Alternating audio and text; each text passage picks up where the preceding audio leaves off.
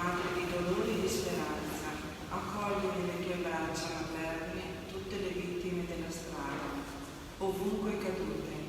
È un bilancio tragico in termini di vittime, quello presentato ogni anno dalle strade italiane, e proprio per sensibilizzare i cittadini alla tematica della sicurezza, la comunità internazionale dedica la terza domenica di novembre di ogni anno al ricordo delle vittime della strada.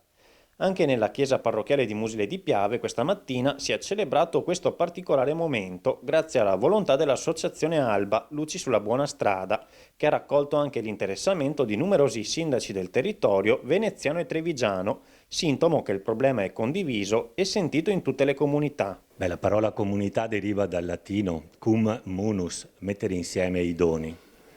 Quindi di fronte a delle tragedie la nostra reazione può essere solo quella di mettere insieme i doni, di costruire la solidarietà, la vicinanza reciproca.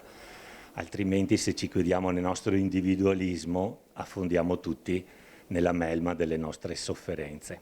Collaborazione e unione di intenti è lo spirito che muove l'associazione Alba, nata con l'intento anche di sensibilizzare alla tematica della sicurezza stradale, promuovendo iniziative tese a migliorare la sicurezza delle strade o a sensibilizzare i giovani guidatori. Collaboriamo insieme, non possiamo sensibilizzare a scuola perché c'è il Covid, però possiamo collaborare con le amministrazioni per incominciare a mettere in sicurezza un po' le strade o almeno a prendere coscienza che ci sono tante vittime. La strada non è più grigia ma sta diventando rossa. Portiamo avanti anche dei cambiamenti di alcune leggi, non dico corrette, ma la collaborazione deve partire dalle amministrazioni comunali. Non ci lamentiamo di Roma se non partiamo noi da piccoli. Uniamo le forze perché dobbiamo imparare una cosa.